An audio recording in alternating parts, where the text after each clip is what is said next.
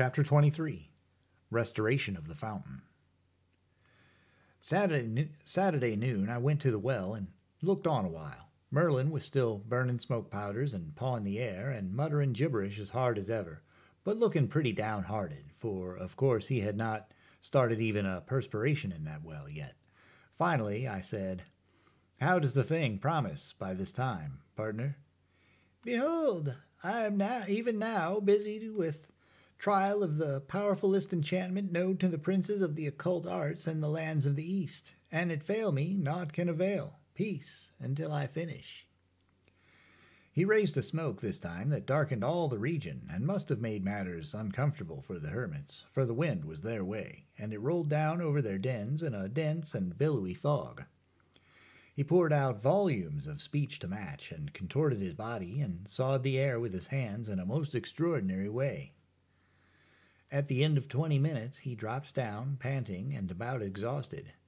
Now arrived the abbot and several hundred monks and nuns, and behind them a multitude of pilgrims and a couple of acres of foundlings, all drawn by the prodigious smoke, and all in a grand state of excitement. The abbot inquired anxiously for results. Merlin said, "If any labor of mortal might break the spell that binds these waters, this which I have but just essayed had done it. But it has failed, whereby I do now know that that which I had feared is a truth established. The sign of this failure is that the most potent spirit known to the magicians of the East, and whose name none may utter and live, has laid his spell upon this well. The mortal does not breathe, nor ever will, who can penetrate the secret of that spell, and without that secret none can break it. The water will flow no more forever, good father. I have done what man could. Suffer me to go." Of course this threw the abbot into a good deal of consternation. He turned to me with the signs of it in his face, and said, "Ye have heard him. Is it true?" "Part of it is." "Not all, then. Not all. What part is true?" That spirit which with the Russian name has put his spell upon the well." "God's wounds! Then we are ruined?" "Possibly." "But not certainly, you mean? Not certainly?" "That is it."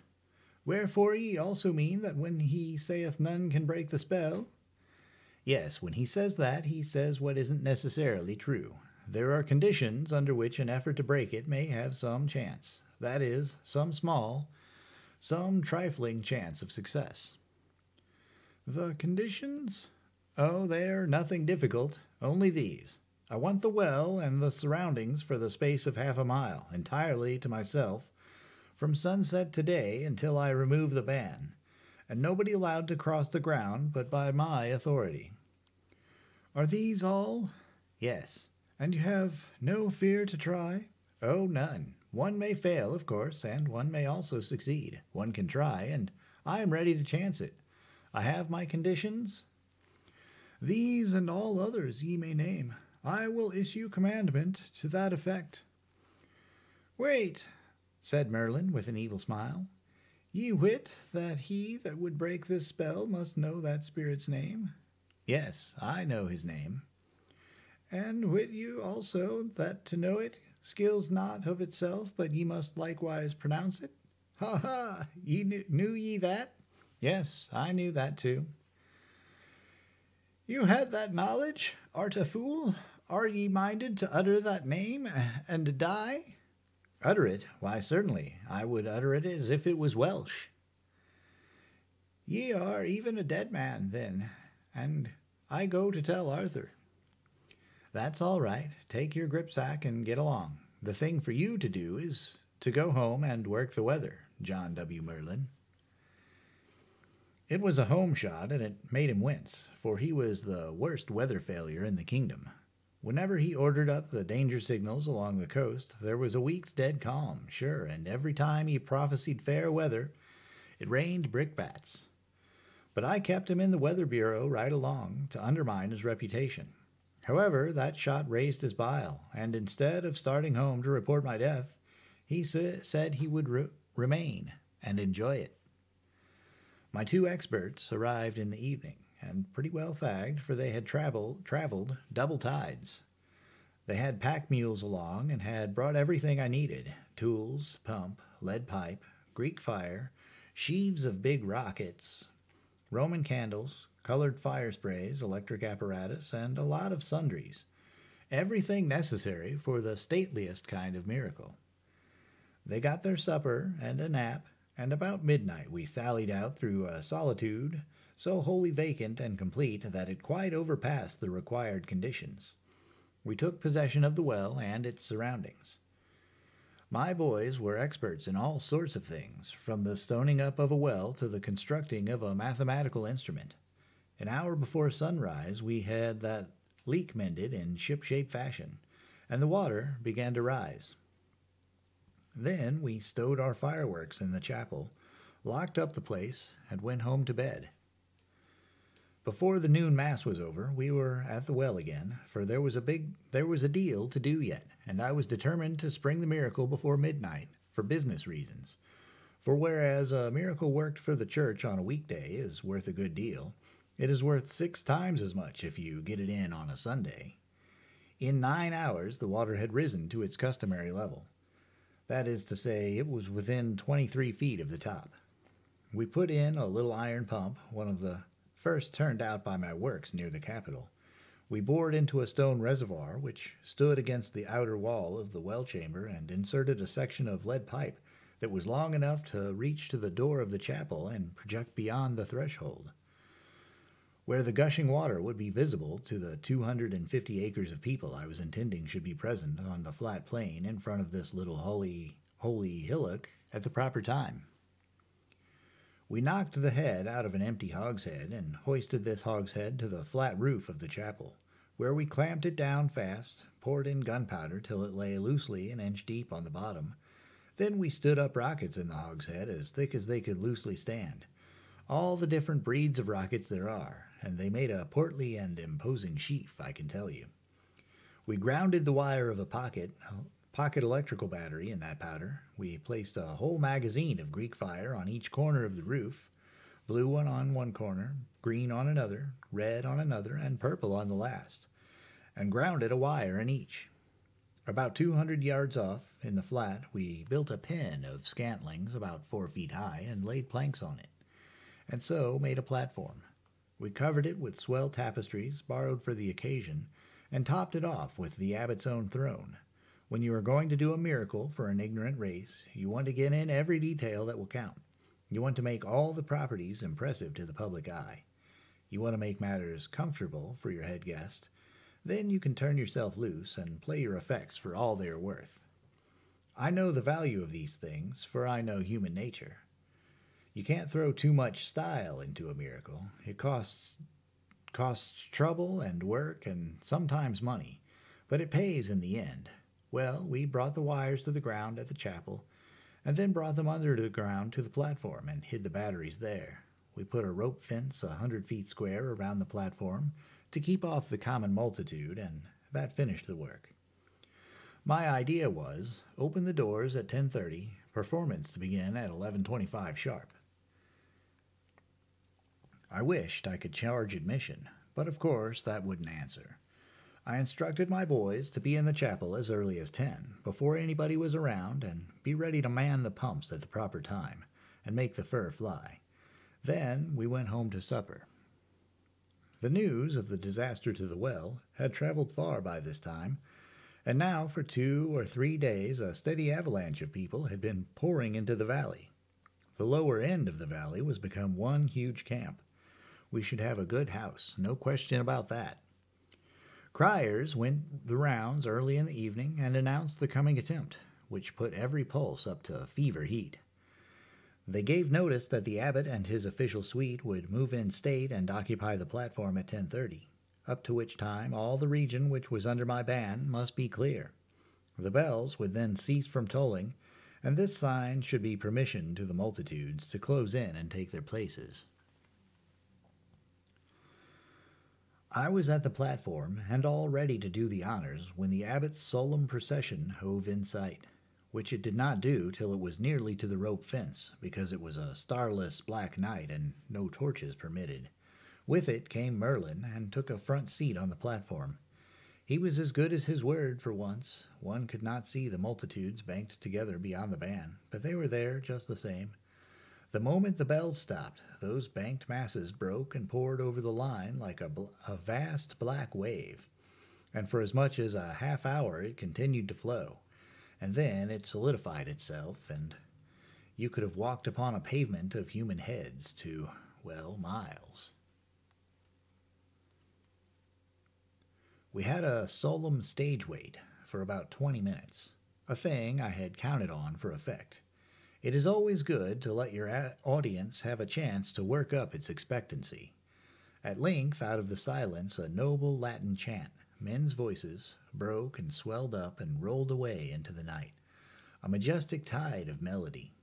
I had put that up too, and it was one of the best effects I ever invented.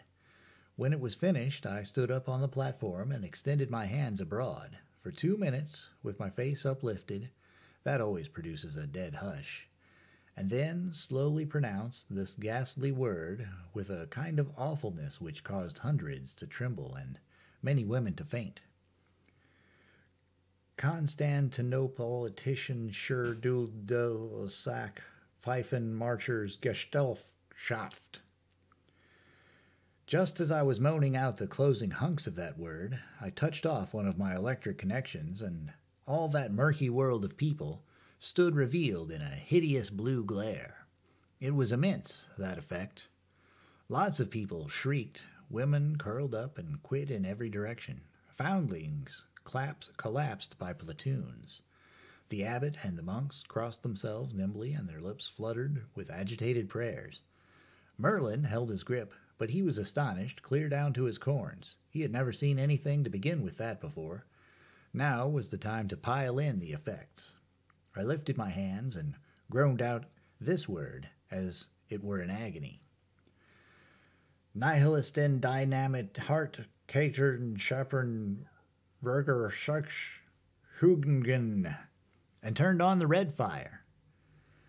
You should have heard that Atlantic of people moan and howl when that crimson hell joined the blue. After 60 seconds, I shouted, Transvel, trumpet, trompen, trampern, sport, trammel, thiel, tree, tragger, gustler, agantradui, and lit up the green fire.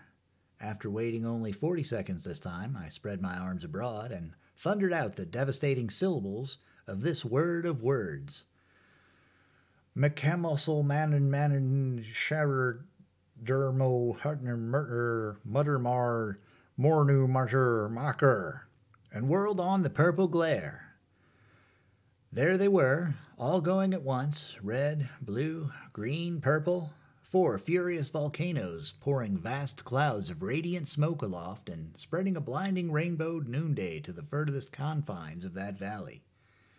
In the distance, one could see that fellow on the pillar standing rigid against the background of sky. His seesaw stopped for the first time in 20 years.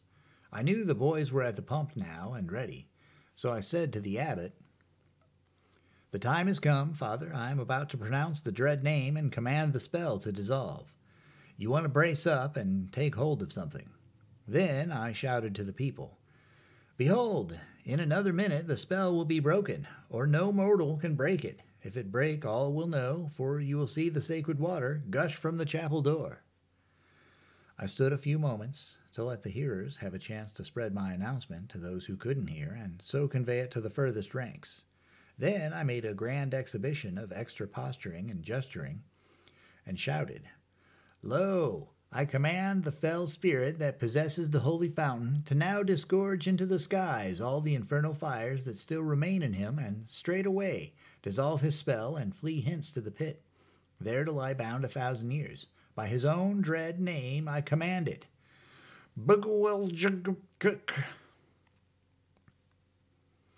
Then I touched off the hogshead rockets, and a vast fountain of dazzling lances of fire vomited itself toward the zenith with a hissing rush, and burst in mid-sky into a storm of flashing jewels. One mighty groan of terror started up from the massed people, then suddenly broke into a wild hosanna of joy, For there, fair and plain in the uncanny glare, they saw the freed water leaping forth. The old abbot could not speak a word, for tears and the chokings in his throat. Without utterance of any sort, he folded me in his arms and mashed me. It was more eloquent than speech, and harder to get over, too, in a country where there were really no doctors that were worth a damaged nickel. You should have seen those acres of people throw themselves down in that water and kiss it and pet it and fondle it and talk to it as if it were alive and welcome it back with the dear names they gave their darlings, just as if it had been a friend who was long gone away and lost and was come home again. Yes, it was pretty to see, and made me think more of them than I had done before. I sent Merlin home on a shutter. He had caved in and gone down like a landslide when I pronounced that fearful name, and had never come to since. He never had heard that name before, neither had I, but to him it was the right one. Any jumble would have been the right one. He admitted, afterwards, that spirit's own mother could not have pronounced the name better than I did. He never could understand how I survived it, and I didn't tell him. It is only young magicians that give away a secret like that. Merlin spent 3 months working enchantments to try to find out the deep trick of how to pronounce that name and outlive it, but he didn't arrive. When I started to the chapel, the populace uncovered and fell back reverently to make a wide way for me, as if I had been some kind of a superior being, and I was. I was aware of that. I took along a night shift of monks and taught them the mystery of the pump and set them to work, for it was plain that a good part of the people out there were going to sit up with the water all night. Consequently, it was but right that they should have all they wanted of it. To those monks that pump was a good deal of a miracle itself, and they were full of wonder over it, and of admiration, too, of the exceeding effectiveness of its performance. It was a great night, an immense night. There was reputation in it. I could hardly get to sleep for glorying over it. Chapter 24. A Rival Magician. My influence in the Valley of Holiness was something prodigious now. It seemed worthwhile to try to turn it to some valuable account.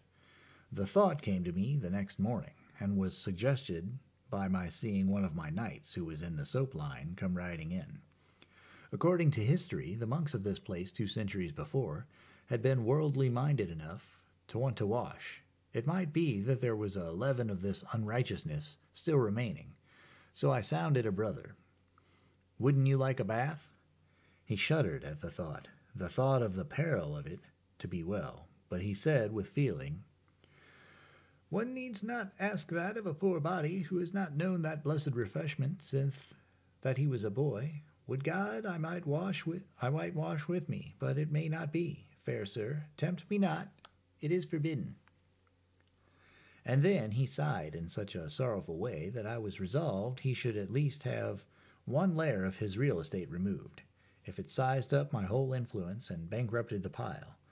So I went to the abbot and asked for a permit for this brother. He blenched at the idea. I don't mean that you could see him blench, for of course you couldn't see it without you scraped him, and I didn't care enough about it to scrape him, but I knew the blench was there, just the same, and within a book cover's thickness of the surface, too. Blenched and trembled, he said, "Ah, son, ask aught else thou wilt, and it is thine, and freely granted out of a grateful heart. But this, oh, this, would you drive away the blessed water again?" "No, father, I will not drive it away. I have mysterious knowledge which teaches me that there was an error that other time when it was thought the institution of the bath banished the fountain." A large interest began to show up in the old man's face.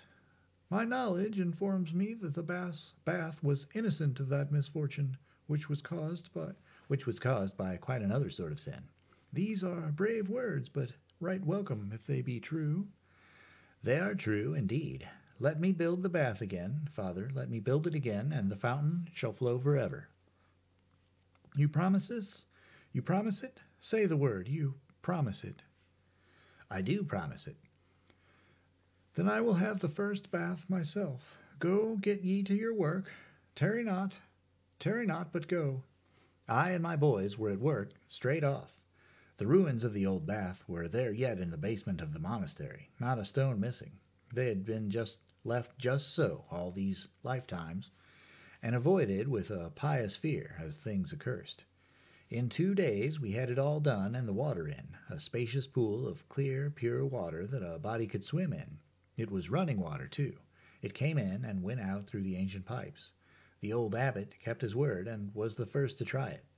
He went down black and shaky, leaving the whole black community above and troubled and worried and full of bodings. But he came back white and joyful, and the game was made. Another triumph scored.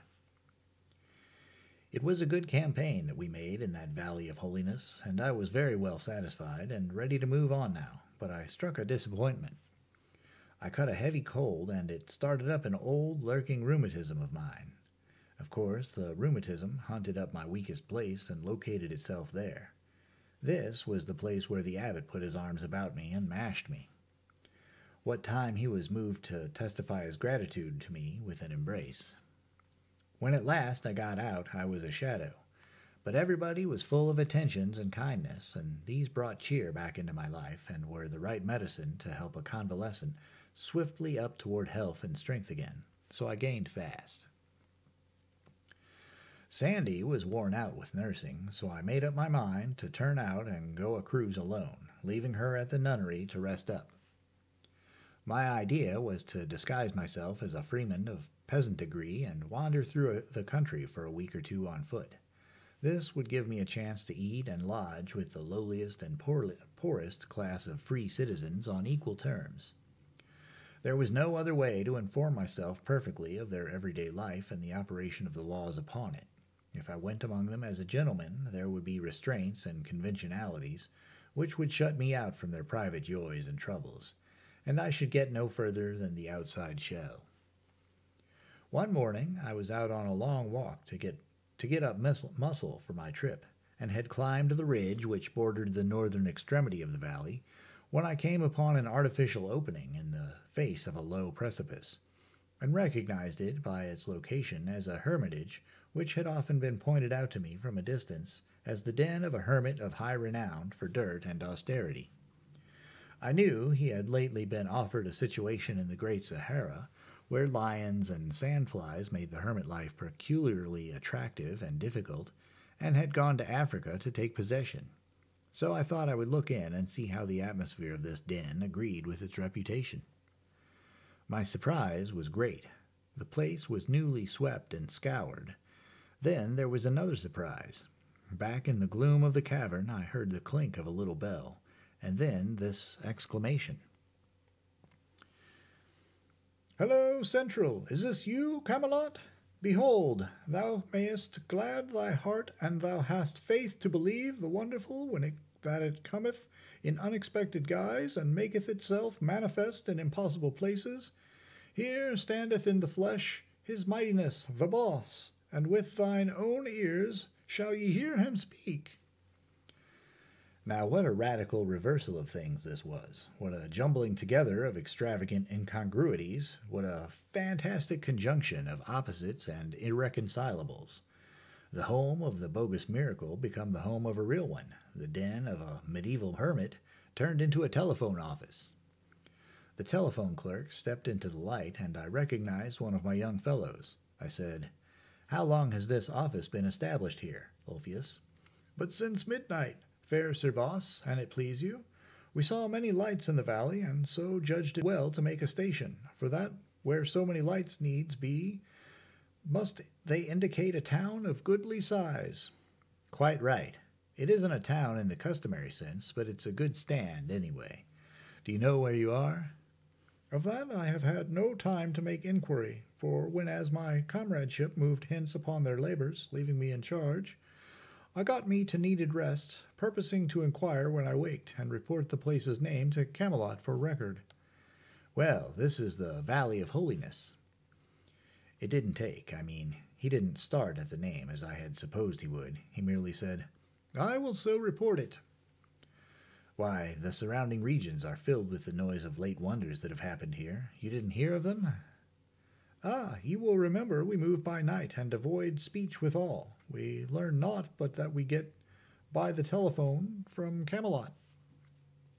Why, they know all about this thing. Haven't they told you anything about the great miracle of the restoration of a holy fountain?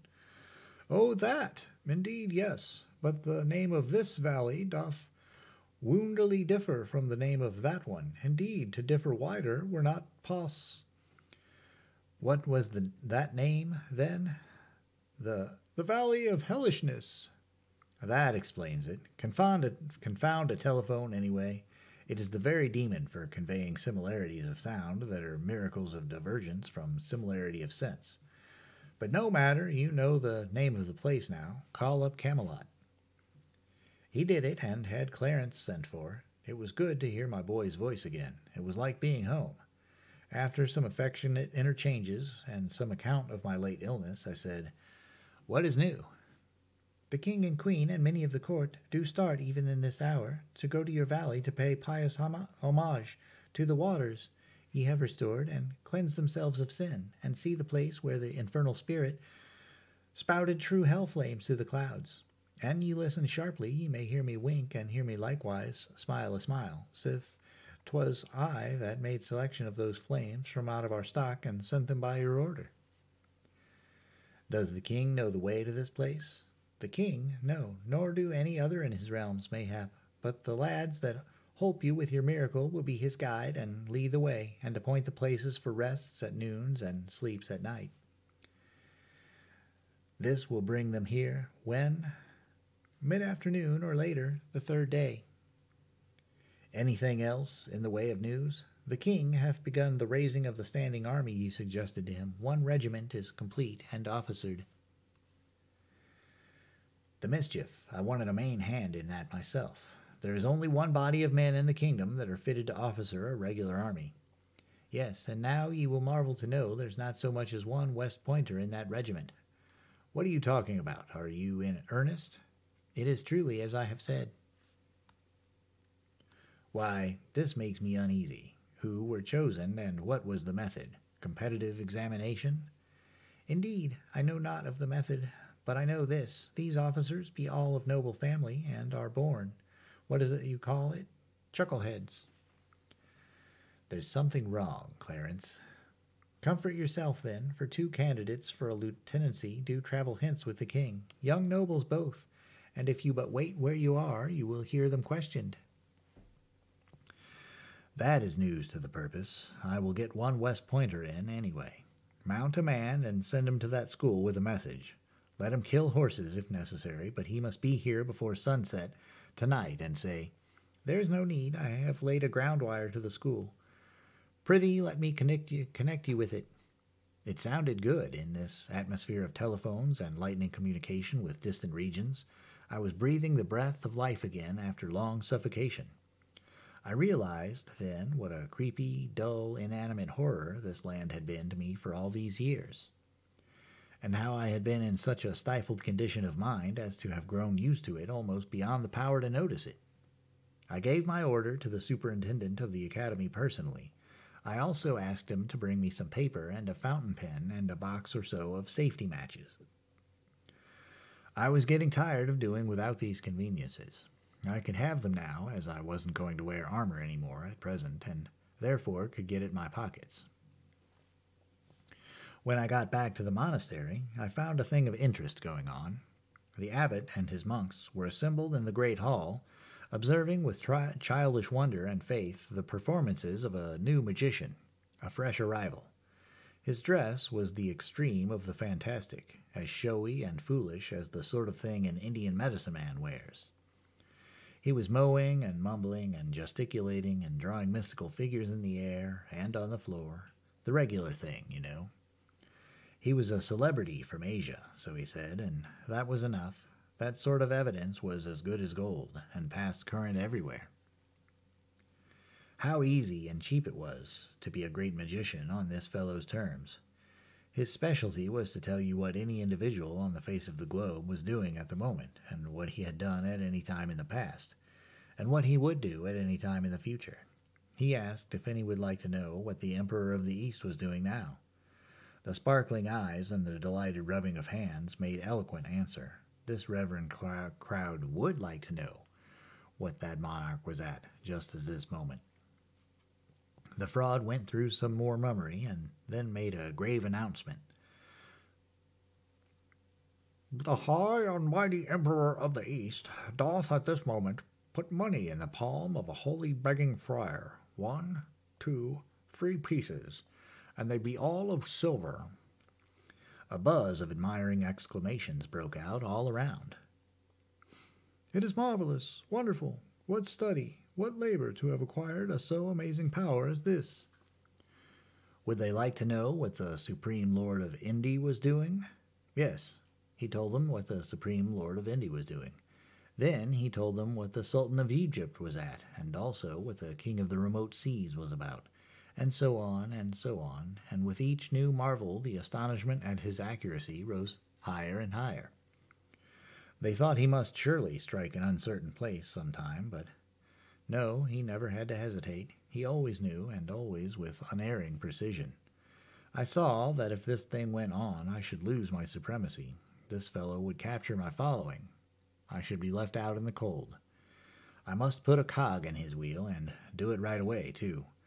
I said, if I might ask, I should very greatly like to know what a certain person is doing. Speak, and freely I will tell you. It will be difficult, perhaps impossible. My art knoweth not that word.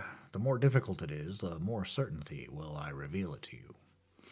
You see, I was working up the interest. It was getting pretty high, too.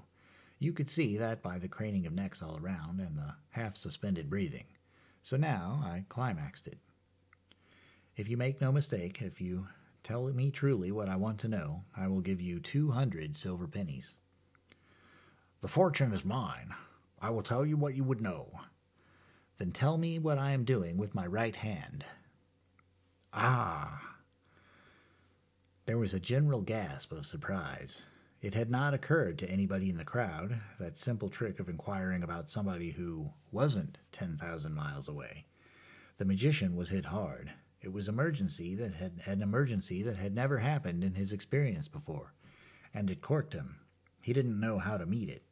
He looked stunned, confused. He couldn't say a word. Come, I said, what are you waiting for? Is it possible you can answer right off and tell what anybody on the other side of the earth is doing, and yet can't tell what a person is doing who isn't 3 yards from you? Persons behind me know what I am doing with my right hand. They will endorse you if you tell correctly. He was still dumb. Very well, I'll tell you why you don't speak up and tell. It is because you don't know. You, a magician. Good friends, this tramp is a mere fraud and liar. This distressed the monks and terrified them. They were not used to hearing these awful beings called names, and they did not know what might be the consequences. There was a dead silence now. Superstitious bodings were in every mind. The magician began to pull his wits together, and when he presently smiled, an easy, nonchalant smile, it spread a mighty relief around, for it indicated that his mood was not destructive. He said, It hath struck me speechless, the frivolity of this person's speech. Let all know, if perchance there be any who know it not, that enchanters of my degree deign not to concern themselves with the doings of any but kings, princes, emperors, them that be born in the purple, and them only. Had ye asked me what Arthur the great king is doing, it were another matter, and I had told ye, but the doings of a subject interests me not. Oh, I misunderstood you. I thought you said anybody, and so I supposed anybody included, well, anybody. That is, everybody. It doth. Anybody that is of lofty birth, and the better if he be royal. That it, meseemeth, might be well, said the abbot, who saw his opportunity to smooth things and avert disaster. For it were not likely that so wonderful a gift as this would be conferred for the revelations of the concerns of lesser beings than such as be born near the 2 summits of greatness, or our Arthur the king. Would you know of him? Broke in the enchanter. Most gladly, yea, and gratefully. Everybody was full of awe and interest right away again. The incorrigible idiots. They watched the incantations absorbingly and looked at me with a "There, now what can you say to that?" air when the announcement came. The king is weary with chase, and lieth in his palace these 2 hours, sleeping a dreamless sleep. "God's benison upon him," said the abbot, and crossed himself. "May that sleep be to the refreshment of his body and his soul." And so it might be, if he were sleeping, I said, but the king is not sleeping. The king rides. Here was trouble again, a conflict of authority. Nobody knew which of us to believe. I still had some reputation left. The magician's scorn was stirred, and he said, "Lo, I have seen many wonderful soothsayers and prophets and magicians in my life days, but none before that could sit idle and see to the heart of things, with never an incantation to help. You have lived in the woods and lost much by it. I use incantations myself, as this good brotherhood are aware, but only on occasions of moment. When it comes to sarcasming, I reckon I know how to keep my end up. That jab made this fellow squirm."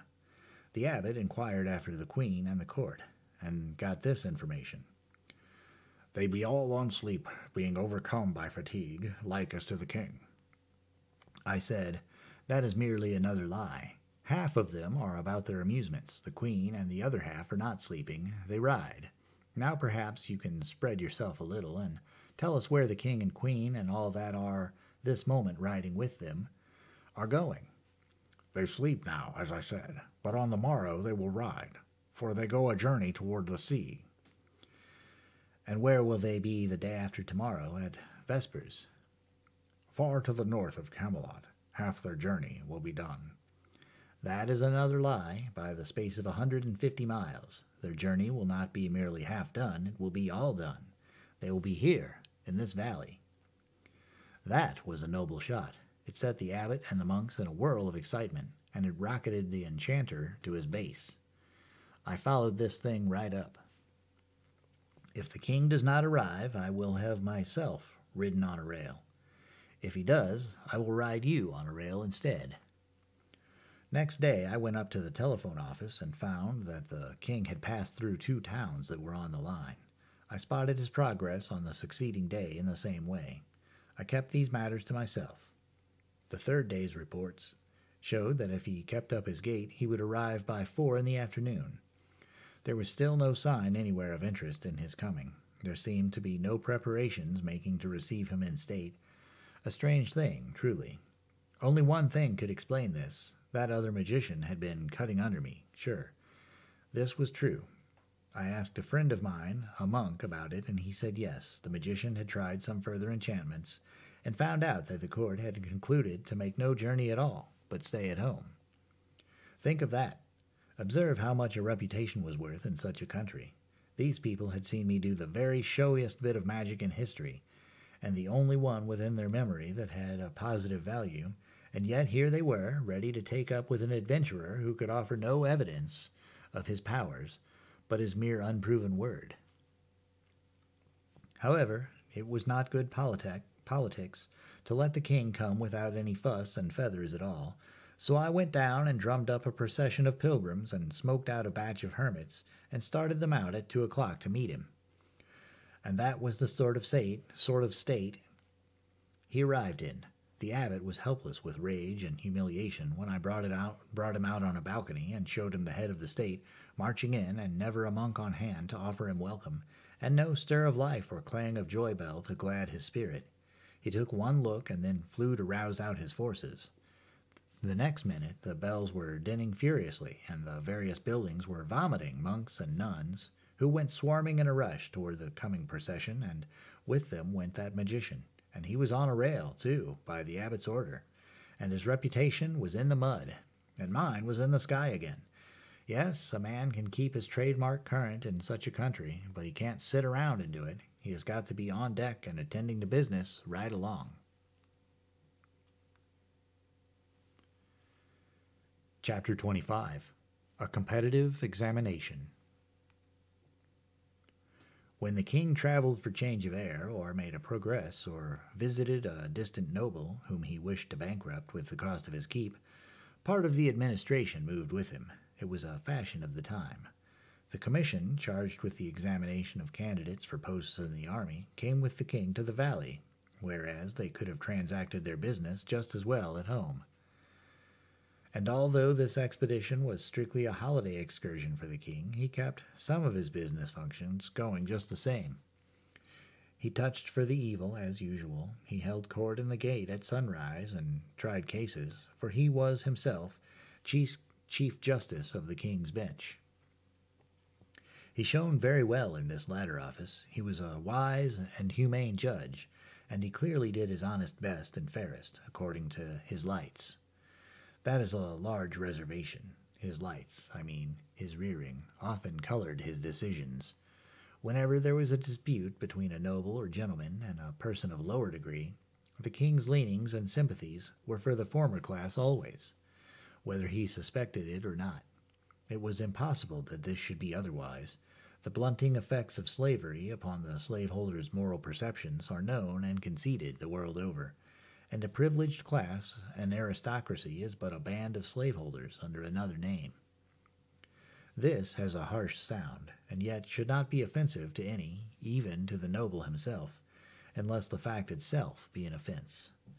For the statement simply formulates a fact. The repulsive feature of slavery is the thing, not its name.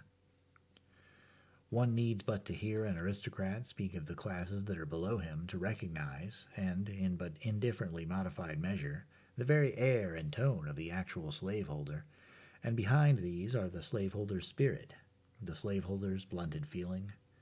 They are the result of the same cause in both cases. The possessor's old and inbred custom of regarding himself as a superior being. The king's judgments wrought frequent injustices, but it was merely the fault of his training, his natural and unalterable sympathies. He was as unfitted for a judgeship as would be the average mother for the position of milk distributor to starving children in famine. In famine time, her own children would fare a shade better than the rest. One very curious case came before the king. A young girl, an orphan, who had a considerable estate, married a fine young fellow who had nothing. The girl's property was within a signory held by the church. The bishop of the diocese, an arrogant scion of the great nobility, claimed the girl's estate on the ground that she had married privately, and thus had cheated the church out of one of its rights as lord of the signory, the one heretofore referred to as le droit du seigneur. The penalty of refusal or avoidance was confiscation. The girl's defense was that the lordship of the seigniory was vested in the bishop, and the particular right here involved was not transferable, but must be exercised by the lord himself or stand vacated, and that an older law of the church itself strictly barred the bishop from exercising it. It was a very odd case indeed. It reminded me of something I had read in my youth about the ingenious way in which the aldermen of London raised the money that built the mansion house. A person who had not taken the sacrament according to the Anglican rite could not stand as a candidate for a sheriff of London. Thus dissenters were ineligible. They could not run if asked. They could not serve if elected. The aldermen, who without any question were Yankees in disguise, hit upon this neat device. They passed a bylaw imposing a fine of £400 upon anyone who should refuse to be a candidate for sheriff, and a fine of £600 upon any person who, after being elected sheriff, refused to serve. Then they went to work and elected a lot of dissenters, one after another, and kept it up until they had collected £15,000 in fines. And there stands the stately mansion house to this day, to keep the blushing citizen in mind of a long past and lamented day when a band of Yankees slipped into London and played games of the sort that has given their race a unique and shady reputation among all truly good and holy peoples that be in the earth. The girl's case seemed strong to me. The bishop's case was just as strong. I did not see how the king was going to get out of this hole, but he got out. I append his decision. Truly, I find small difficulty there. The matter being even a child's affair for simpleness, and the young bride had conveyed notice, as in duty bound, to her feudal lord and proper master and protector the bishop. She had suffered no loss, for the said bishop could have got a dispensation making him, for temporary conveniency, eligible to the exercise of his said right, and thus would she have kept all she had. Whereas, failing in her first duty, she hath by that failure failed in all. For whoso, clinging to a rope, severeth it above his hands, must fall, it being no defence to claim that the rest of the rope is sound, neither any deliverance from his peril, as he shall find. Party, the woman's case is rotten at the source. It is the decree of the court that she forfeit to the said Lord Bishop all her goods, even to the last farthing that she doth possess, and be thereto mulcted in the costs. Next. Here was a tragic end to a beautiful honeymoon, not yet 3 months old. Poor young creatures. They had lived these 3 months, lapped to the lips in worldly comforts.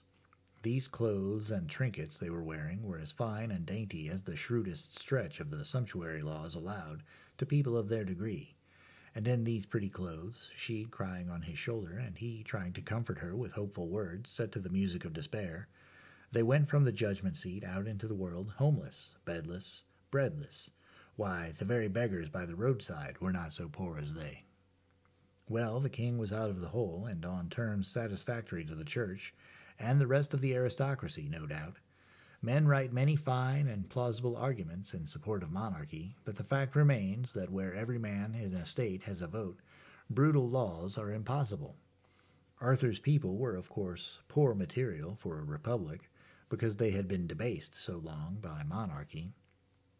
And yet even they would have been intelligent enough to make short work of that law which the king had just been administering if it had been submitted to their full and free vote.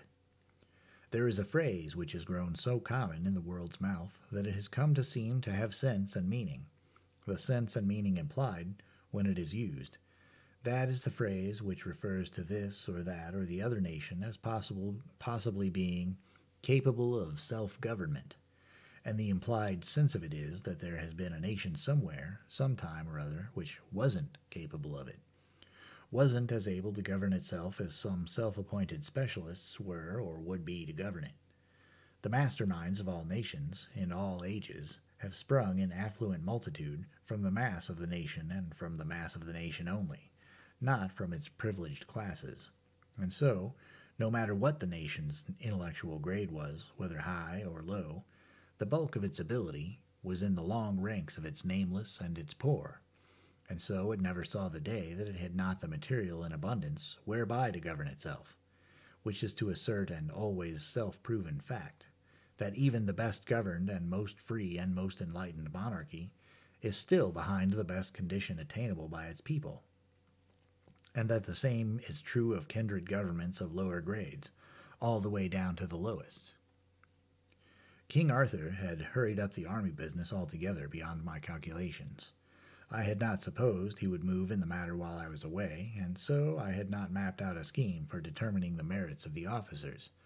I had only remarked that it would be wise to submit every candidate to a sharp and searching examination, and privately I meant to put together a list of military qualifications that nobody could answer to but my West Pointers. That ought to have been attended to before I left, for the king was so taken with the idea of a standing army that he couldn't wait but must get about it at once, and get up as good a scheme of examination as he could invent out of his own head. I was impatient to see what this was, and to show, too, how much more admirable was the one which I should display to the examining board. I intimated this, gently, to the king, and it fired his curiosity. When the board was assembled, I followed him in, and behind us came the candidates. One of these candidates was a bright young West Pointer of mine, and with him were a couple of my West Point professors. When I saw the board, I did not know whether to laugh or cry. The head of it was the officer known to later centuries as Norroy, King-at-Arms. The two other members were chiefs of bureaus in his department, and all three were priests, of course. All officials who had to know how to read and write were priests. My candidate was called first, out of courtesy to me, and the head of the board opened on him with official solemnity. Name? Malise. Son of? Webster. Webster. Webster. My memory faileth to recall the name. Condition? Weaver. Weaver. God keep us. The king was staggered from his summit to his foundations. One clerk fainted, and the others came near it.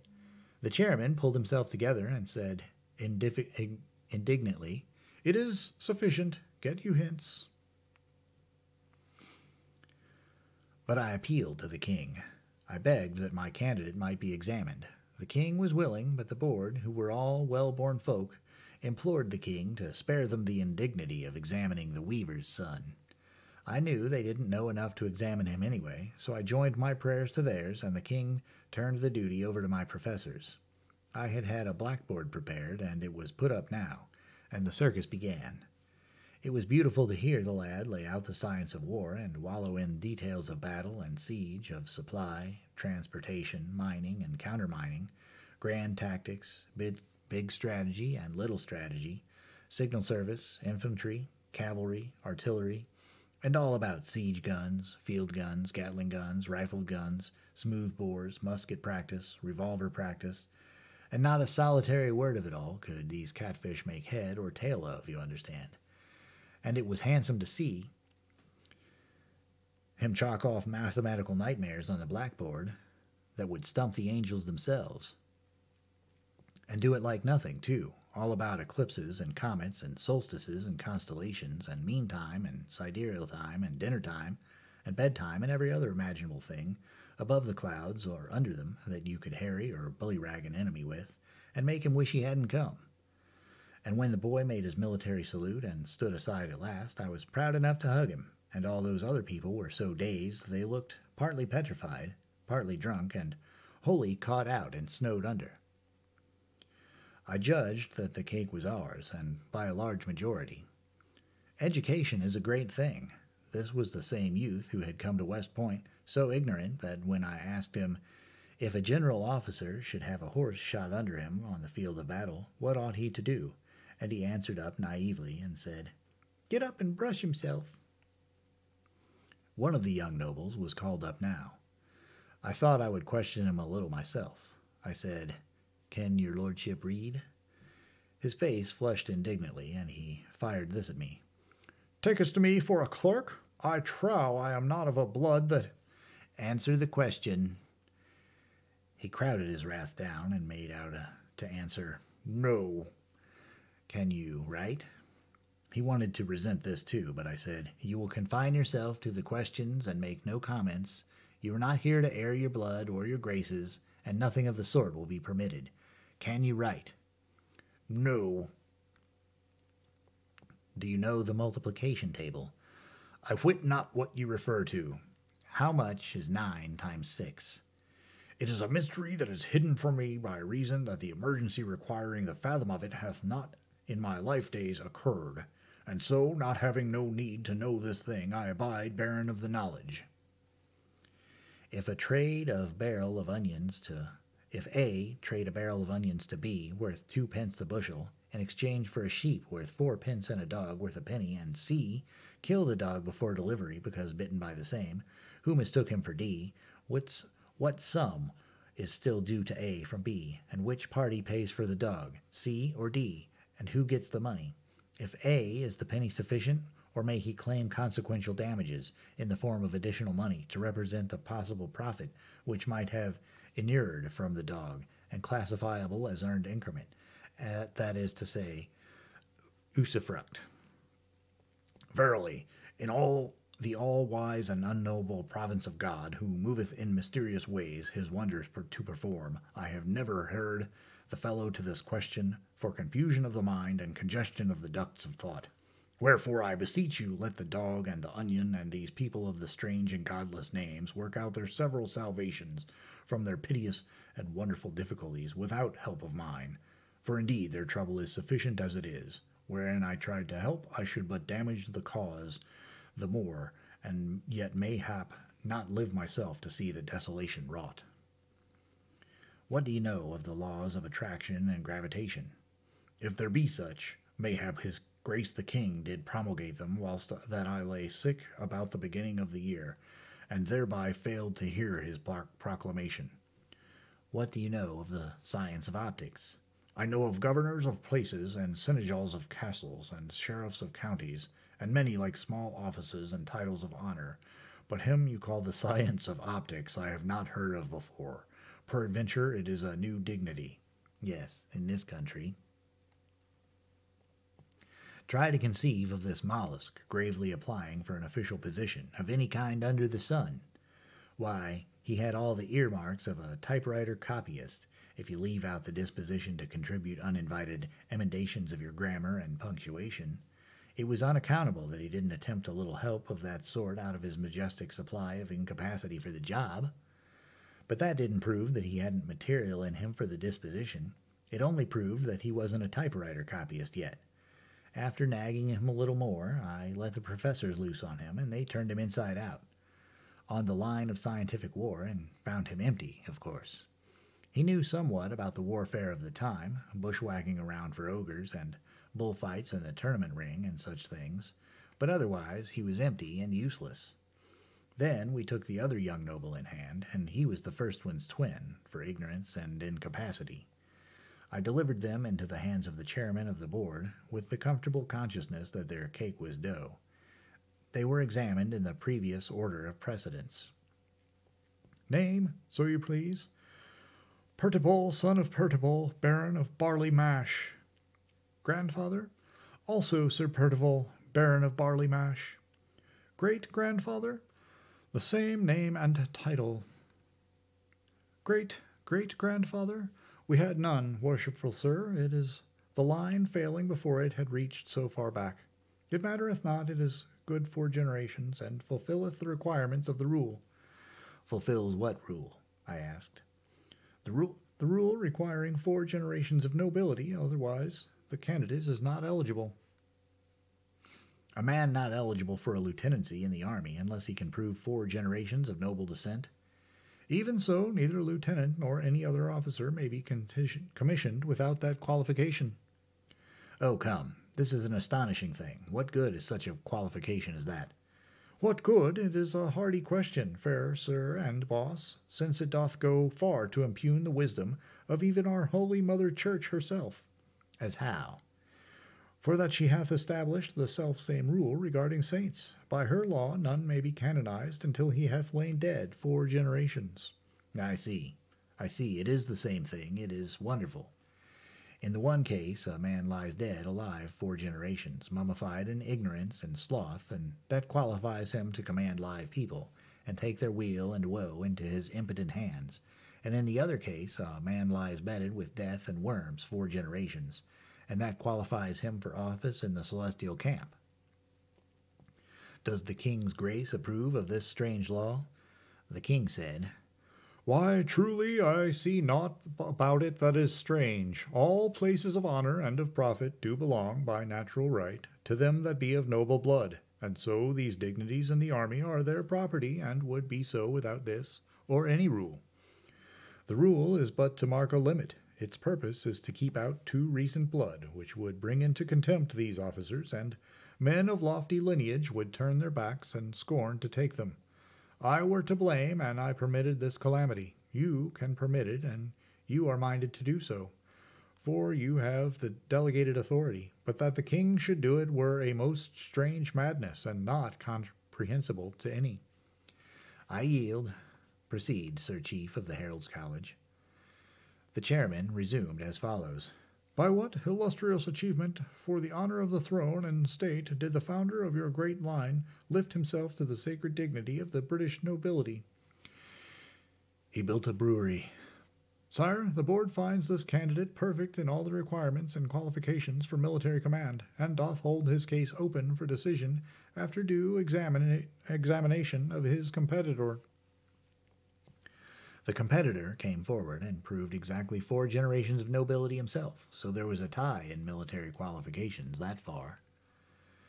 He stood aside a moment, and Sir Pertipole was questioned further. Of what condition was the wife of the founder of your line? She came of the highest landed gentry, yet she was not noble. She was gracious and pure and charitable, of a blameless life and character, insomuch that in these regards she was peer of the best lady in the land. That will do. Stand down. He called up the compelling lordling again and asked, What was the rank and condition of the great-grandmother who conferred British nobility upon your great house? She was a king's leman, and did climb to that splendid eminence by her own unholpen merit from the sewer where she was born. Ah, this indeed is true nobility. It is the right and perfect intermixture. The lieutenancy is yours, fair lord. Hold it not in contempt. It is the humble step which will lead to grandeurs more worthy of the splendor of an origin like to thine. I was down in the bottomless pit of humiliation. I had promised myself an easy and zenith-scouring triumph, and this was the outcome. I was almost ashamed to look to my poor, disappointed cadet in the face. I told him to go home and be patient. This wasn't the end. I had a private audience with the king, and made a proposition. I said it was quite right to officer that regiment with nobilities, and he couldn't have done a wiser thing. It would also be a good idea to add 500 officers to it. In fact, add as many officers as there were nobles and relatives of nobles in the country. Even if there should finally be 5 times as many officers as privates in it, and thus make it the crack regiment, the envied regiment, the king's own regiment, and entitled to fight on its own hook and on its own way, and go whither it would and come when it pleased in time of war, and be utterly swell and independent. This would make that regiment the heart's desire of all the nobility, and they would all be satisfied and happy. Then we would make up the rest of the standing army out of commonplace materials, and officer it with nobodies, as was proper, nobodies selected on a basis of mere efficiency. And we would make this arrangement toe the line, allow it no aristocratic freedom from restraint, and force it to do all the work and persistent hammering, to the end that whenever the king's own was tired and wanted to go off for a change and rummage around amongst ogres and have a good time, it could go without uneasiness, knowing that matters were in safe hands behind it, and business going to be continued at the old stand, same as usual. The king was charmed with the idea. When I noticed that, it gave me a valuable notion. I thought I saw my way out of an old and stubborn difficulty at last. You see, the royalties of the Pendragon stock were a long-lived race, and very fruitful. Whenever a child was born to any of these, and it was pretty often, there was wild joy in the nation's mouth and piteous sorrow in the nation's heart. The joy was questionable, but the grief was honest, because the event meant another call for a royal grant. Long was the list of these royalties, and they were a heavy and steadily increasing burden upon the treasury, and a menace to the crown. Yet Arthur could not believe this latter fact, and he would not listen to any of my various projects for substituting something in the place of the royal grants. If I could have persuaded him to now and then provide a support for one of these outlying scions from his own pocket, I could have made a grand to-do over it, and it would have such a good effect with the nation. But no, he wouldn't hear of such a thing. He had something like a religious passion for the royal grant. He seemed to look upon it as a sort of sacred swag, and one could not irritate him in any way so quickly and so surely as by an attack upon that venerable institution. If I ventured to cautiously hint that there was not another respectable family in England that would humble itself to hold out the hat, however, that is as far as I ever got. He always cut me short there, and peremptorily too. But I believed I saw my chance at last. I would form this crack regiment out of officers alone, not a single private. Half of it should consist of nobles, who should fill all the places up to major general and serve gratis and pay their own expenses, and they would be glad to do this when they should learn that the rest of the regiment would consist exclusively of princes of the blood. These princes of the blood should range in rank from lieutenant general up to field marshal, and be gorgeously salaried and equipped and fed by the state. Moreover, this was the masterstroke, it should be decreed that these princely grandees should always be addressed by a stunningly gaudy and awe-compelling title, which I would presently invent. And they, and only they, in all England, should be so addressed. Finally, all princes of the blood should have free choice: join that regiment, get that great title, and renounce the royal grant, or stay out and receive a grant. Neatest touch of all, unborn but eminent princes of the blood could be born into the regiment, and start fair, with good wages and a permanent situation, upon due notice from the parents. All the boys would join, I was sure of that, so all existing grants would be relinquished. That the newly born would always join was equally certain. Within 60 days, that quaint and bizarre anomaly, the royal grant, would cease to be a living fact and take its place among the curiosities of the past. Chapter 26. The First Newspaper. When I told the king I was going out disguised as a petty freeman to scour the country and familiarize myself with the humbler life of the people, he was all afire with the novelty of the thing in a minute, and was bound to take a chance in the adventure himself. Nothing should stop him. He would drop everything and go along. It was the prettiest idea he had run across for many a day. He wanted to glide out the back way and start at once. But I showed him that that wouldn't answer. You see, he was billed for the king's evil. Too touch for it, I mean, and it wouldn't be right to disappoint the house, and it wouldn't make a delay worth considering, anyway. It was only a one-night stand. And I thought he ought to tell the queen he was going away. He clouded up at that and looked sad. I was sorry I had spoken, especially when he said mournfully, "Thou forgettest that Launcelot is here, and where Launcelot is, she noteth not the goings forth of the king, nor what day he returneth." Of course, I changed the subject.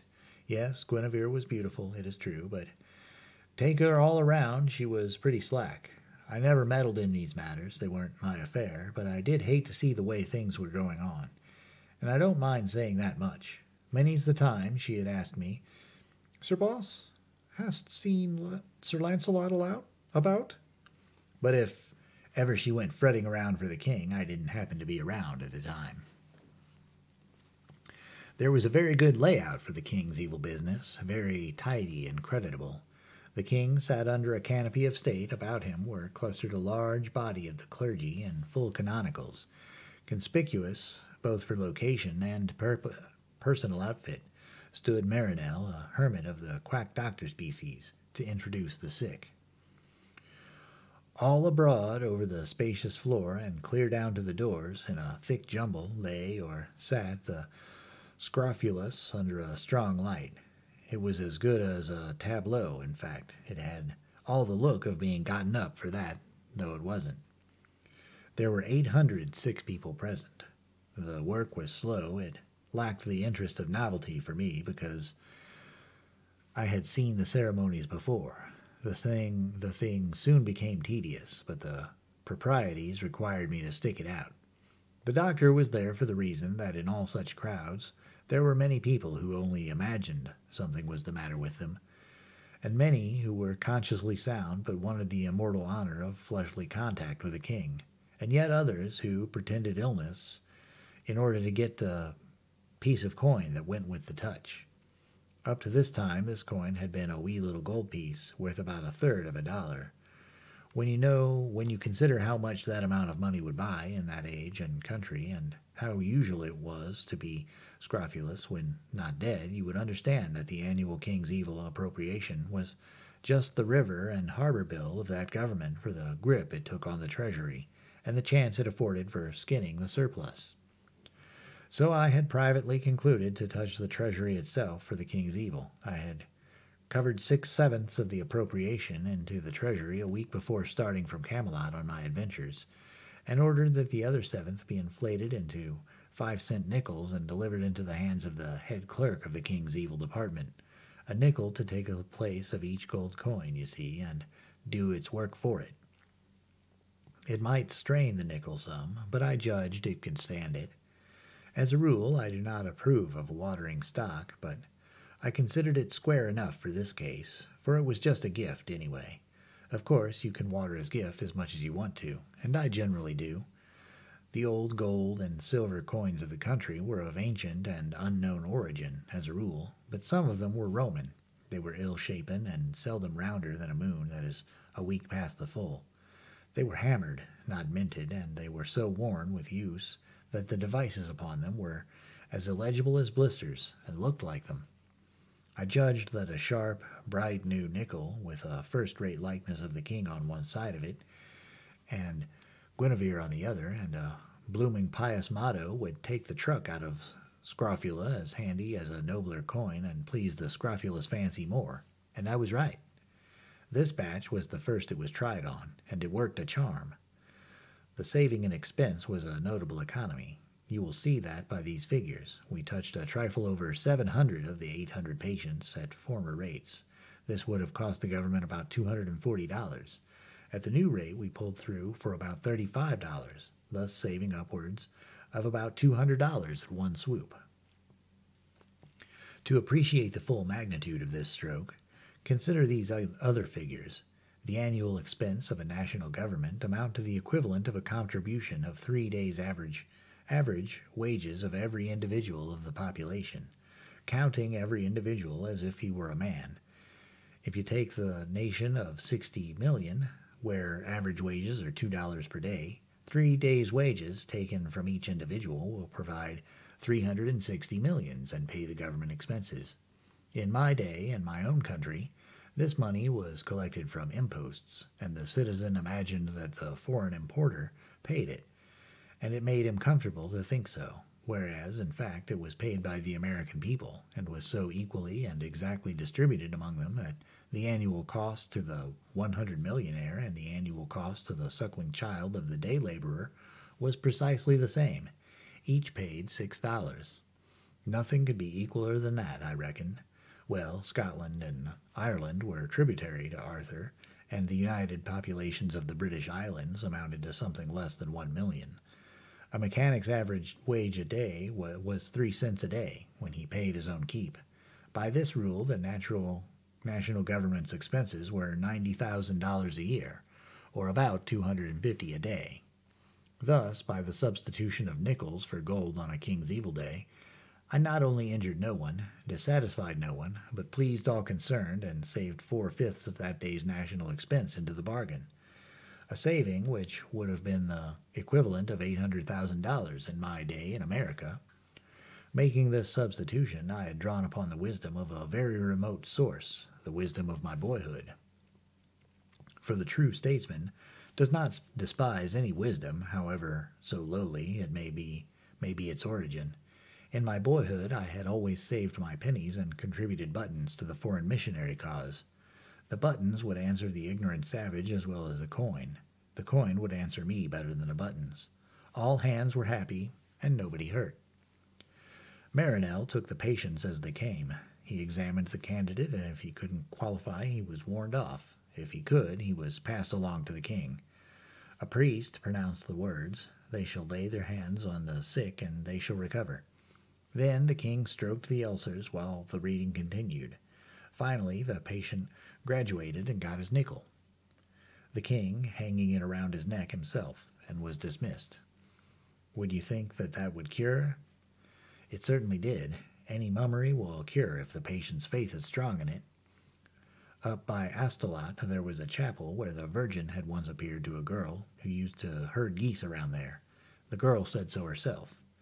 And they built the chapel upon that spot and hung a picture in it representing the occurrence, a picture which you would think it dangerous for a sick person to approach, whereas, on the contrary, thousands of the lame and the sick came and prayed before it every year and went away whole and sound, and even the well could look upon it and live. Of course, when I was told these things, I did not believe them, but when I went there and saw them, I had to succumb. I saw the cures affected myself, and they were real cures and not questionable. I saw cripples whom I had seen around Camelot for years on crutches arrive and pray before that picture and put down their crutches and walk off without a limp. There were piles of crutches there which had been left by such people as a testimony. In other places, people operated on a patient's mind without saying a word to him and cured him. In others, experts assembled patients in a room and prayed over them and appealed to their faith, and those patients went away cured. Wherever you find a king who can't cure the king's evil, you can be sure that the most valuable superstition that supports his throne, the subject's belief in the divine appointment of his sovereign, has passed away.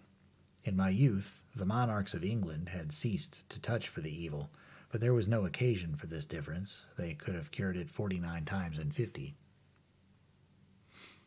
Well, when the priest had been droning on for 3 hours, and the good king polishing the evidences, and the sick were still pressing forward as plenty as ever, I got to feeling intolerably bored.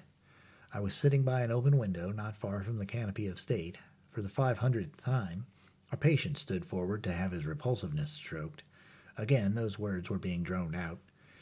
They shall lay their hands on the sick, when outside there rang clear as a clarion a note that enchanted my soul and humbled 13 worthless centuries about my ears. Camelot Weekly Hosanna and Literary Volcano. Latest eruption, only 2 cents. All about the big miracle in the Valley of Holiness. One greater than kings had arrived, the newsboy. But I was the only person in all that throng who knew the meaning of this mighty birth, and what this imperial magician was come into the world to do. I dropped a nickel out of the window and got my paper. The Adam newsboy of the world went around the corner to get my change. Is around the corner yet. It was delicious to see a newspaper again, yet I was conscious of a secret shock when my eye fell upon the first batch of display headlines. I had lived in a clammy atmosphere of reverence, respect, deference so long that they sent a quivery little cold wave through me. And so on and so on. Yes, it was too loud. Once I could have enjoyed it and seen nothing out of the way about it, but now its note was discordant. It was good Arkansas journalism, but this was not Arkansas. Moreover, the next to the last line was calculated to give offense to the hermits and perhaps lose us their advertising. Indeed, there was too lightsome a tone of flippancy all through the paper. It was plain I had undergone a considerable change without noticing it. I found myself unpleasantly affected by pert little irreverencies, which would have seemed but proper and airy graces of speech at an earlier period in my life. There was an abundance of the following breed of items, and they discomforted me.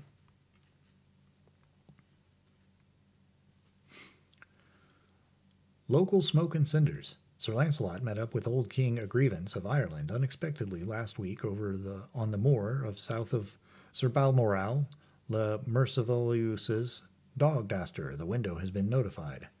Expedition number 3 will start it out the 1st of next month on a search for Sir Sagramore de la Desirius. It is in command of the renowned Knight of the Red Lawns, assisted by Sir Persant of Indy, who is complete, intelligent, courteous, and in every way a brick, and further assisted by Sir Palamedes the Saracen, who is no huckleberry himself.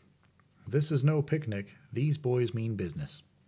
The readers of the Hosanna will regret to learn that the handsome and popular Sir Charlois of Gaul, who during his 4-week stay at the Bull and Halibut this city, has won every heart by his polished manners and elegant conversation, will pull out today for home. Give us another call, Charlie.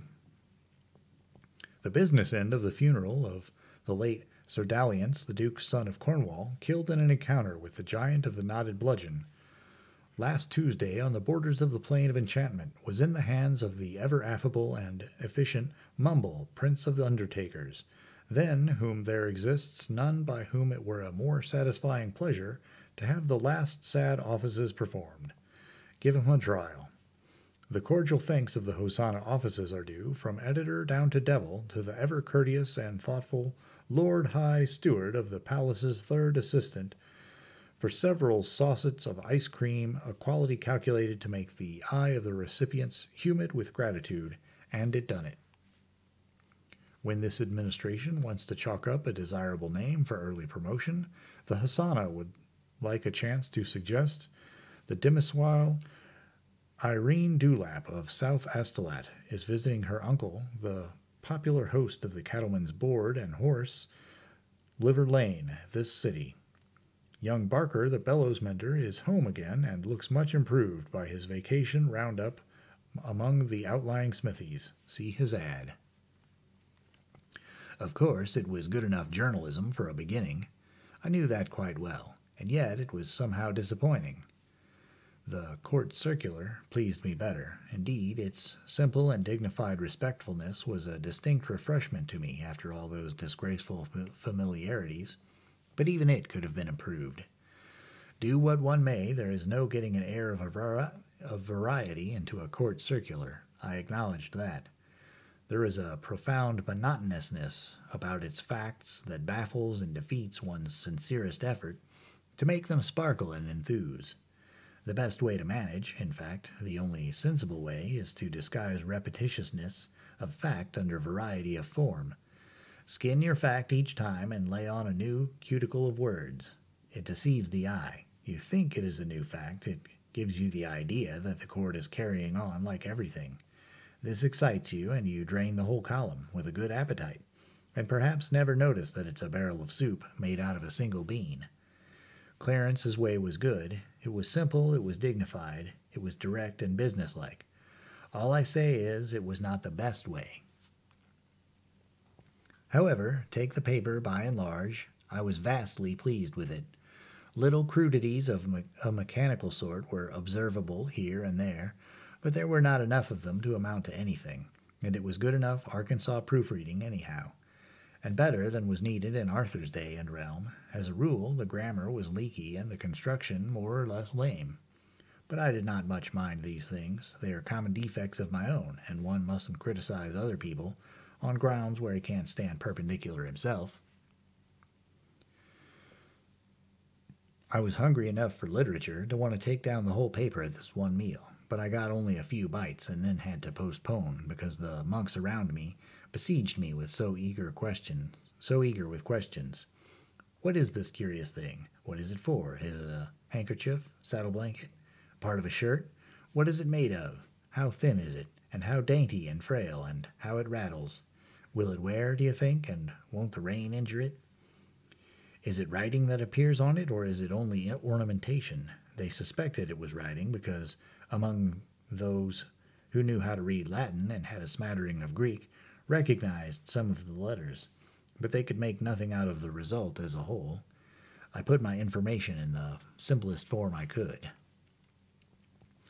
It is a public journal. I will explain what that is another time. It is not cloth, it is made of paper. Sometime I will explain what paper is. The lines on it are reading matter, and not written by hand, but printed. By and by I will explain what printing is. 1,000 of these sheets have been made, all exactly like this, in every minute detail. They can't be told apart. Then they all broke out with exclamations of surprise and admiration. 1,000? Verily a mighty work, a year's work for many men. No, merely a day's work for a man and a boy. They crossed themselves and whiffed out a protective prayer or two. Ah, a miracle, a wonder, dark work of enchantment. I let it go at that. Then I read in a low voice, to as many as could crowd their shaven heads within hearing distance, part of the account of the miracle of the restoration of the well, and was accompanied by astonished and reverent ejaculations all through. Ah, how true! Amazing! Amazing! These be the very haps as they happened, in marvelous exactness. And might they take this strange thing in their hands and feel of it and examine it, they would be very careful. Yes, so they took it, handling it as cautiously and devoutly as if it had been some holy thing come from some supernatural region. And they gently felt of its texture, caressed its pleasant smooth surface with lingering touch, and scanned the mysterious characters with fascinated eyes. These grouped bent heads, these charmed faces, these speaking eyes, how beautiful to me! For was not this my darling, and was not all this mute wonder and interest and homage a most eloquent tribute and unforced compliment to it? I knew, then, how a mother feels when women, whether strangers or friends, take her new baby and close themselves about it with one eager impulse and bend their heads over it in a tranced adoration that makes all the rest of the universe vanish out of their consciousness and be as if it were not, for that time. I knew how she feels, and that there is no other satisfied ambition, whether of king, conqueror, or poet, that ever reaches halfway to that serene far summit, or yields half so divine a contentment.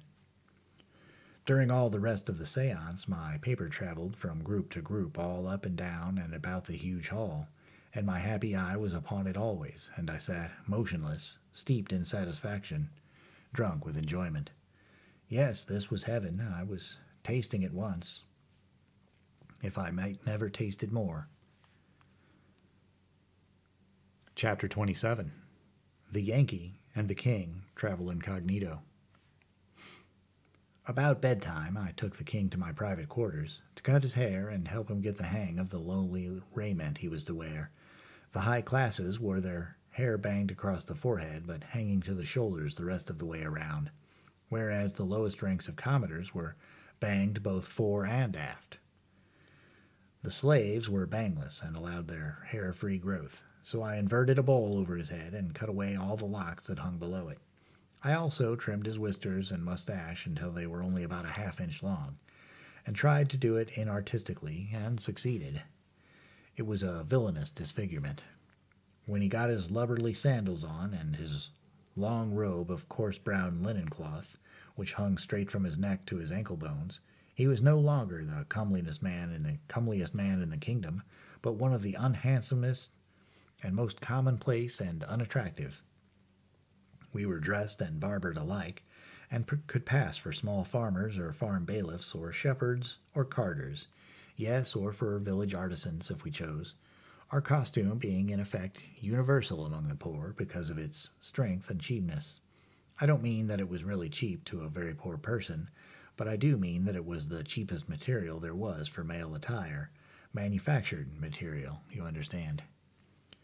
We slipped away an hour before dawn, and by broad sunup had made 8 or 10 miles, and were in the midst of a sparsely settled country.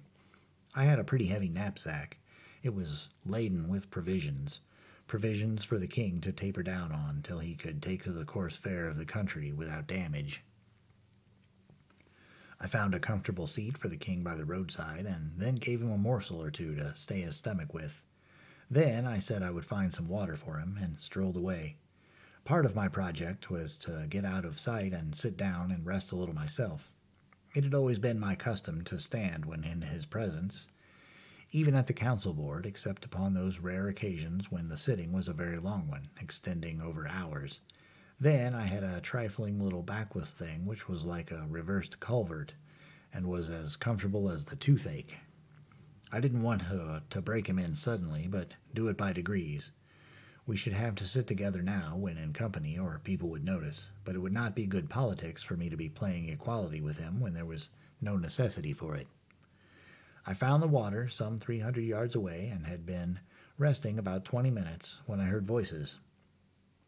That is all right, I thought. Peasants going to work.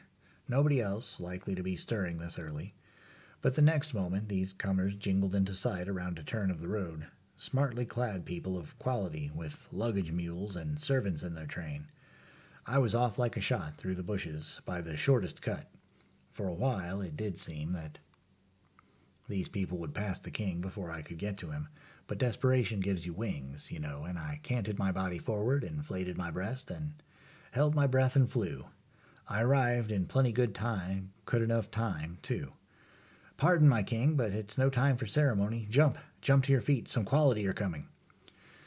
Is that a marvel? Let them come. But, my liege, you must not be seen sitting. Rise, and stand in humble posture while they pass. You are a peasant, you know.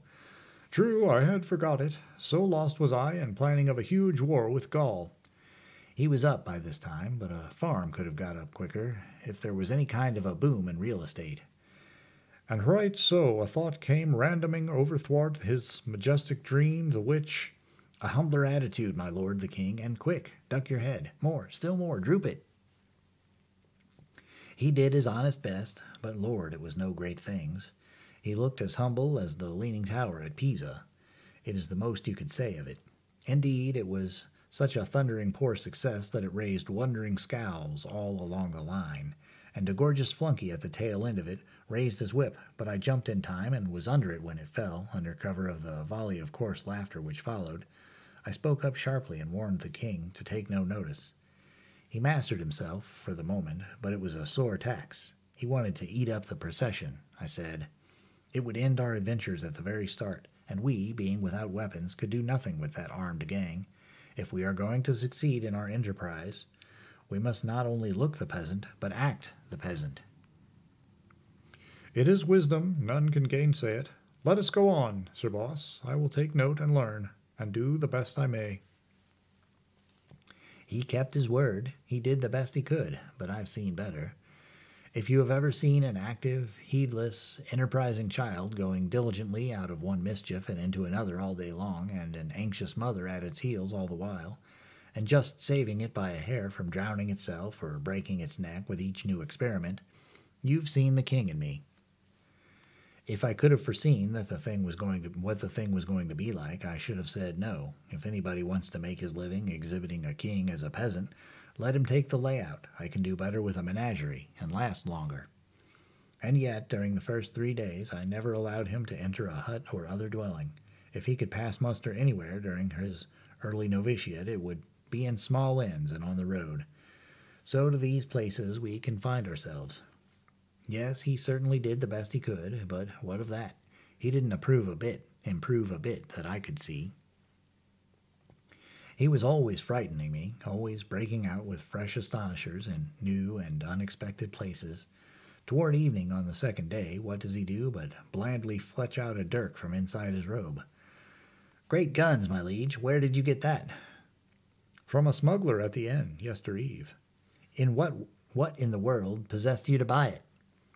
"We have escaped divers dangers by thy wit, but I have bethought me that it were but prudence if I bore a weapon too. Thine might fail thee in some pitch."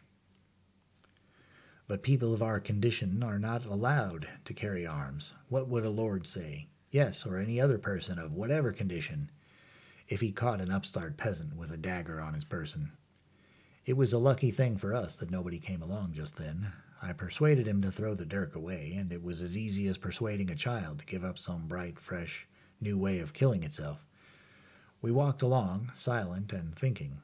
Finally, the king said, "When ye know that I meditate a thing inconvenient, or that hath a peril in it, why do you not warn me to cease from that project?" It was a startling question and a puzzler. I didn't quite know how to take hold of it or what to say, and so, of course, I ended by saying the natural thing. "But, sire, how can I know what your thoughts are?" The king stopped dead in his tracks and stared at me. "I believed thou wert greater than Merlin, and truly in magic thou art. But prophecy is greater than magic. Merlin is a prophet." I saw I had made a blunder. I must get back my lost ground. After a deep reflection and careful planning, I said, "Sire, I have been misunderstood. I will explain. There are 2 kinds of prophecy. One is the gift to foretell things that are but a little way off. The other is the gift to foretell things that are whole ages and centuries away. Which gift is mightier, do you think?" "Oh, the last, most surely." "True. Does Merlin possess it?" "Partly, yes. He foretold mysteries about my birth and future kingship that were 20 years away." "He would not claim more, I think." "It is probably his limit. All prophets have their limit. The limit of some of the great prophets has been 100 years. "These are few, I ween." "There have been 2 still greater ones, whose limit was 400 and 600 years, and one whose limit compassed even 720. "Gramercy, it is marvelous. But what are these in comparison with me? They are nothing." "What? Canst thou look truly beyond even so vast a stretch of time as 700 years, my liege, as clear as the vision of an eagle, does my prophetic eye penetrate and lay bare the future of this world for nearly 13 centuries and a half. My land, you should have seen the king's eyes spread slowly open and lift the earth's entire atmosphere as much as an inch. That settled Brer Merlin. One never had any occasion to prove his facts with these people. All he had to do was state them. It never occurred to anybody to doubt the statement. Now then, I continued, I could work both kinds of prophecy, the long and the short, if I chose to take the trouble to keep in practice, but I seldom exercise any but the long kind, because the other is beneath my dignity. It is proper to Merlin's sort, stump-tail prophets, as we call them in the profession, Of course, I whet up now and then and flirt out a minor prophecy, but not very often, hardly ever, in fact. You will remember that there was great talk when you reached the Valley of Holiness about my having prophesied your coming and the very hour of your arrival, 2 or 3 days beforehand. Indeed, yes, I mind it now. Well, I could have done it as much as 40 times easier and piled on 1,000 times more detail into the bargain if it had been 500 years away instead of 2 or 3 days. How amazing that it should be so. Yes, a genuine expert can always foretell a thing that is 500 years away easier than he can a thing that's only 500 seconds off. And yet, in reason, it should clearly be the other way. It should be 500 times as easy to foretell the last as the first, for indeed it is so close that one uninspired might almost see it. In truth, the law of prophecy doth contradict the likelihoods most strangely, making the difficult easy and the easy difficult. It was a wise head. A peasant's cap was no safe disguise for it. You could know it for a king's under a diving bell if you could hear it work its intellect. I had a new trade now, and plenty of business in it. The king was as hungry to find out everything that was going to happen during the next 13 centuries as if he were expecting to live in them. From that time out, I prophesied myself bald-headed trying to supply the demand. I have done some indiscreet things in my day, but this thing of playing myself for a prophet was the worst. Still, it had its ameliorations. A prophet doesn't have to have any brains. They are good to have, of course, for the ordinary exigencies of life, but they are no use in professional work. It is the restfulest vocation there is. When the spirit of prophecy comes upon you, you merely take your intellect and lay it off in a cool place for a rest, and unship your jaw and leave it alone. It will work itself. The result is prophecy. Every day a knight-errant or so came along, and the sight of them fired the king's martial spirit every time. He would have forgotten himself, sure, and said something to them in a style a suspicious shade or so above his ostensible degree. And so I always got him well out of the road in time. Then he would stand and look with all his eyes, and a proud light would flash from them, and his nostrils would inflate like a war-horse's. And I knew he was longing for a brush with them. But about noon of the third day I had stopped in the road to take a precaution which had been suggested by the whip-stroke that had fallen to my share 2 days before. A precaution which I had afterward decided to leave untaken. I was so loath to institute it. But now I had just had a fresh reminder, while striding heedlessly along with jaw spread and intellect at rest, for I was prophesying. I stubbed my toe and fell sprawling. I was so pale I couldn't think for a moment. Then I got softly and carefully up and unstrapped my knapsack. I had that dynamite bomb in it, done up in wool in a box. It was a good thing to have along. The time would come when I could do a valuable miracle with it, maybe, but it was a marvelous thing to have about me, and I didn't like to ask the king to carry it. Yet I must either throw it away or think up some safe way to get along with its society. I got it out and slipped it into my script. And just then here came a couple of knights. The king stood, stately as a statue, gazing toward them. Had forgotten himself again, of course, and before I could get a word of warning out, it was time for him to skip. And well that he did. Well that he did it, too. He supposed they would turn aside. Turn aside to avoid trampling a peasant underfoot? When had he ever turned aside himself, or ever had the chance to do it, if a peasant saw him or any other noble knight in time to judiciously save him the trouble? The knights paid no attention to the king at all, and it was his place to look out himself, and if he hadn't skipped, he would have been placidly ridden down, and laughed at besides. The king was in a flaming fury, and launched out his challenge and epithets with a most royal vigor. The knights were some little distance by now. They halted, greatly surprised, and turned in their saddles and looked back, as if wondering if it might be worth while to us to bother with such scum as we. When they wheeled and started for us, not a moment must be lost. I started for them. I passed them at a rattling gait, and as I went by, flung out a hair-lifting, soul-scorching, 13-jointed insult which made the king's effort poor and cheap by comparison. I got it out of the 19th century, where they know how. They had such headway that they were nearly to the king before they could check up. Then, frantic with rage, they stood up their horses on their hind hoofs and whirled them around, and the next moment here they came, breast to breast. I was 70 yards off then, and scrambling up a great boulder at the roadside. When they were within 30 yards of me, they let their long lances droop to a level, depressed their mailed heads, and so, with their horsehair plumes streaming straight out behind, most gallant to see, this lightning express came tearing for me. When they were within 15 yards, I sent that bomb with a sure aim, and it struck the ground just under the horses' noses. Yes, it was a neat thing, very neat and pretty to see. It resembled a steamboat explosion on the Mississippi, and during the next 15 minutes we stood under a steady drizzle of microscopic fragments of knights and hardware and horseflesh. I say we, for the king joined the audience, of course, as soon as he had got his breath again.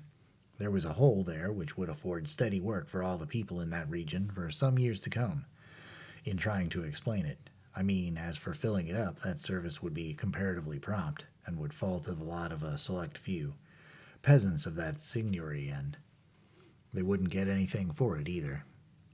But I explained it to the king myself. I said it was done with a dynamite bomb. This information did him no damage, because it left him as intelligent as he was before. However, it was a noble miracle in his eyes, and was another settler for Merlin. I thought it well enough to explain that this was a miracle of so rare a sort that it couldn't be done except when the atmospheric conditions were just right. Otherwise, he would be encoring it every time we had a good subject, and that would be inconvenient because I hadn't any more bombs along.